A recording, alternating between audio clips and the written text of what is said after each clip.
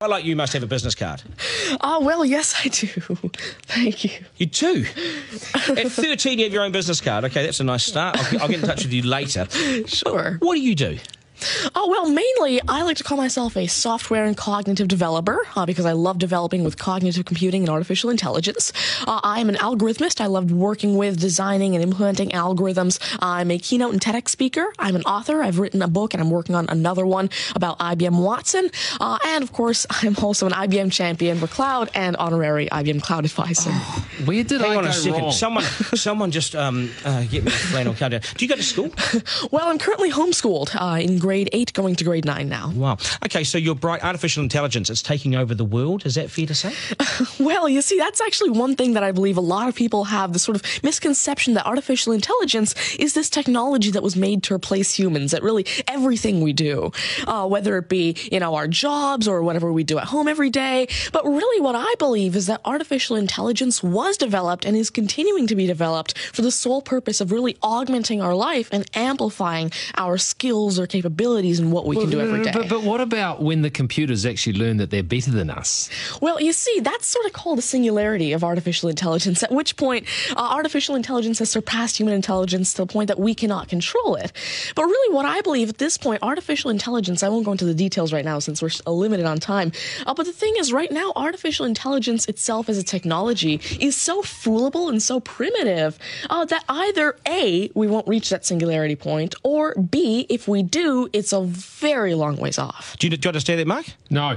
I couldn't. I wanted to take notes for the exam at the end of this. You lost them in the first sentence. Could I perhaps offer you a golf ball? There you go. Thank you very much. You do this YouTube channel, which you teach people. What is that all about, and who is your target audience? Yeah, sure. Now, I actually have a YouTube channel called Tanmay Teaches that I've been running for around 6 years now, and it has over 144 videos and now 22,000 subscribers. And so on it, I love to teach about computing, really programming, these algorithms that I develop, machine learning especially, math, science, and especially technologies like IBM Watson. Because, of course, I like to share my knowledge because I realize that there's this lack of resources for people to learn about technologies like AI, which is why I absolutely love sharing my knowledge through, of course, these YouTube videos, the books that I'm authoring, the keynotes that I have, and really Watson comes in here in such a great way because Watson allows me... What's Watson? Sure. Mark thinks he's a golfer, but what is Watson? Now, IBM Watson is essentially a cognitive system that allows developers to incorporate cognitive and machine learning into their applications without having to code in the actual intelligence.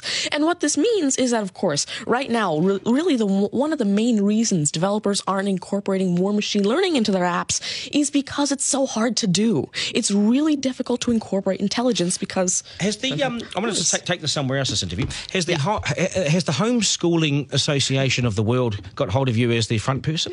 Well, there is actually a Homeschooling Legal Defense Association, I believe, HSLDA in Canada, and I actually had a keynote for them last year in Niagara Falls. You're the poster boy for homeschooling, aren't you?